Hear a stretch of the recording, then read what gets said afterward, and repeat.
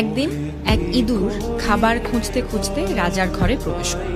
সেখানে কোনো খাবার জিনিস না পেয়ে সে একটি হীরার টুকরো গিলে ফেলে। এদিকে রাজপ্রাসাদে হীরা চুরি হবার কারণে হুলুস্থুল কাণ্ড বেঁধে গেল। রাজামশাই জ্যোতিষকে ডাকলেন।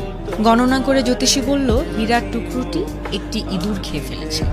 সেনাপতি হীরা উদ্ধারের জন্য ডেরা পিটিয়ে পুরস্কার ঘোষণা করল। এরপর এক শিকারী রাজসভায় এসে বলল সে ইঁদুর মেরে হীরা উদ্ধার করবে।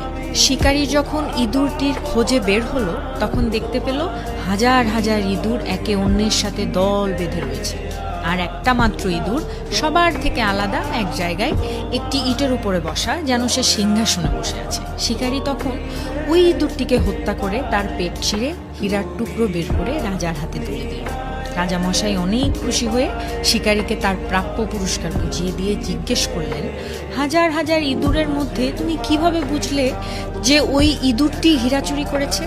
শিকারী মৃদু হেসে জবাব দিল, এটা খুবই সহজ মহারাজ।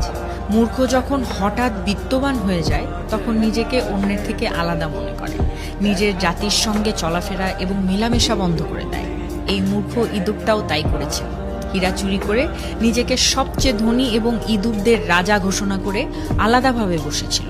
এখন এখান থেকে আমরা যেটা শিখতে পারি সেটা হলো, হঠাৎ অর্থগমে স্বজন বা বন্ধু বান্ধব ভুলে গেলে ধ্বংস সন্নিকটে।